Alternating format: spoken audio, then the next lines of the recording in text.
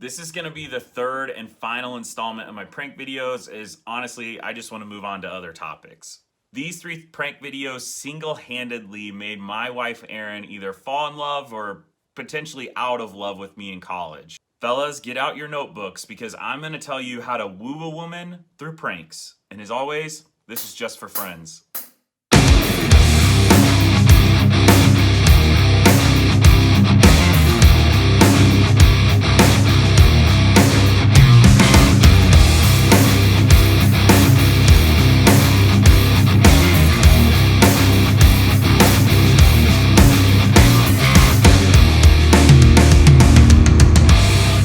This first prank was kind of an early read for Erin to decide if she wanted to be with a guy like me or not. It was Halloween, and from what I remember, we'd only been dating for like less than 6 months at this point, so it was still early on in our relationship. We had a bunch of people over at our house that night. We were having kind of a little party. It wasn't really costumes or anything, but we were just all hanging out, which was actually pretty regular. Erin had just got done with some sort of workout, so she'd hit me up and said she'd be over later. I convinced her that why don't you just grab your clothes, grab your shower stuff, and you can actually shower at our house. Big mistake. I'm not sure why she actually decided to come over. I guess I was good at convincing at that point, or she was just trying to impress me by coming over. But otherwise, our showers were super gross. We were a bunch of boys who did not care about cleaning them. So I'm really unsure why she even thought that was a good idea, or if I try to talk her into that now, there'd be no way in hell. We see her walking down the driveway, we shut the door immediately and we lock it.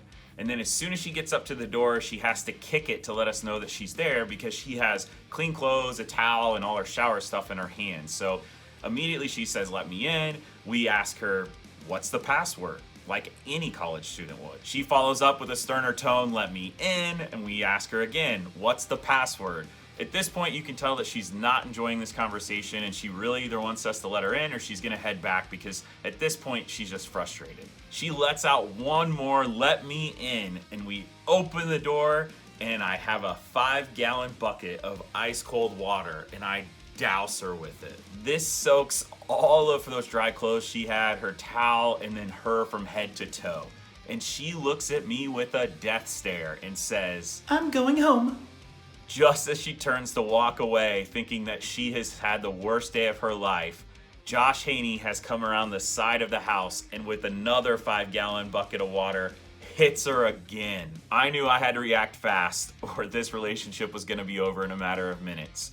So of course, I endlessly apologized all the way back to her dorm as I walked her back, and we're still together, so I guess it worked out. This next prank is probably our most intricate prank we ever concocted, as it took a lot of planning and a lot of encouragement. As you know, at the time, I was dating Erin, and my best friend Adam Brown was actually dating Erin's best friend Laura Telezan at the time. We asked them to come over for a date night. We were gonna treat them, do all of the planning and preparing, and they had agreed. When they got to our house, somehow I got them to put on blindfolds and lure them through to the back door where we actually had a deck on the back of our house where we were gonna hang out, have dinner, etc. This again was a poor decision on the girl's part, as standardly when someone puts a blindfold on you, it's not always good.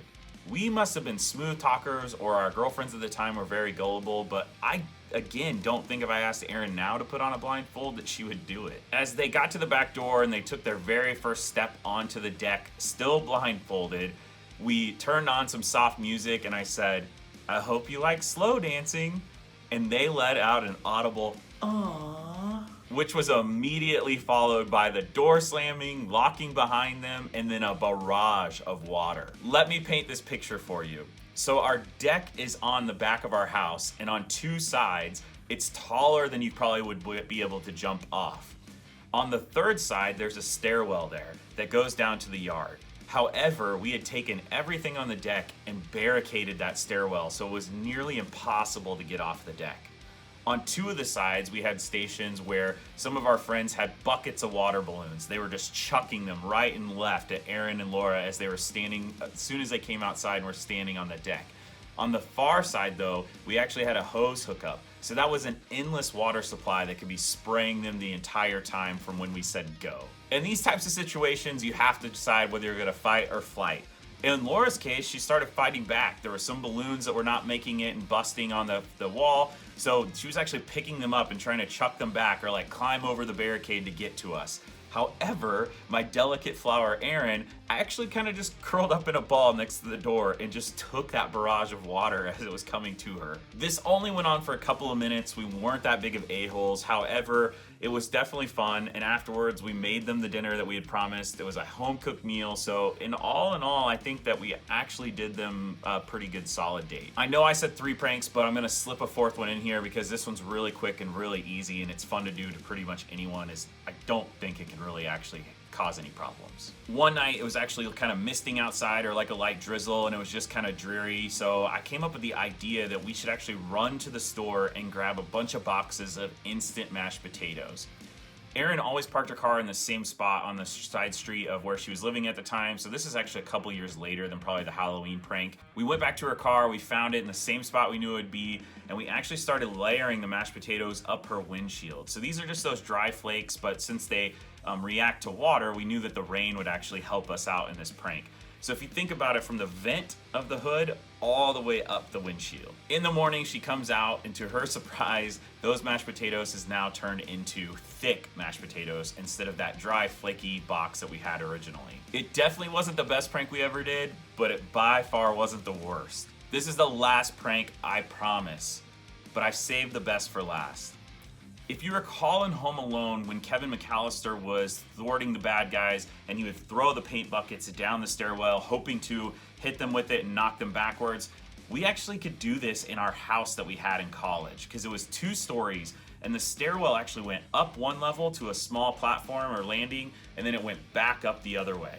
So if you think about it, you're walking up the stairs this way, there's a railing up here at the 2nd story, and we had tied a 1-gallon empty cranberry jug that we'd filled about 2/3 of the way with water, and there was a little ledge at the top of this platform. So we just perched it up there, and then it was a 40-pound test line from fishing line that we tied up to the top railing, to where if you just pricked it and triggered it, this would fall off that ledge and swing down the stairs that you'd be coming up. To give you an idea how powerful it was, we had a drop-down ceiling on that first main level, and when the jug would swing down the stairs, it would actually push that drop-down up into that ceiling and pop it up and then come back down. So this thing had quite a bit of power, and we'd used it multiple times on people, normally trying to hit them like in the chest or in their legs or something, never really trying to aim above that as we knew it could hurt someone. I heard a familiar voice as they were coming into our house. It was one of our good friends, Mallory McKim, and I knew that if I got to that string in time, I could trigger it as she came up the stairs. So I was waiting at the top, I saw her take her first step up that bottom stair, and I pricked the line which triggered the jug to fall off that ledge and immediately start swinging down. Mallory was more keen than I expected that day, and she saw the jug coming and she immediately just stepped to the side. The thing I didn't know is that Erin actually came over with her, and she was right behind her. With no time to look out and get out of the way, the jug hit her square in the face. That was the time that Erin said her first cuss word in her entire life. Which was quickly followed by, if you don't cut that down, I'm gonna break up with you. As you can tell by our almost 12 years of marriage, our 2 kids, our dog, and our mortgage, I cut that jug down. I am shocked that Erin stayed with me through my college years, all the dumb things I said, the bad decisions I made, and a lot of the pranks that I actually pulled on her, the person closest to me. God truly blessed me with my perfect match, and I couldn't be happier with anyone else.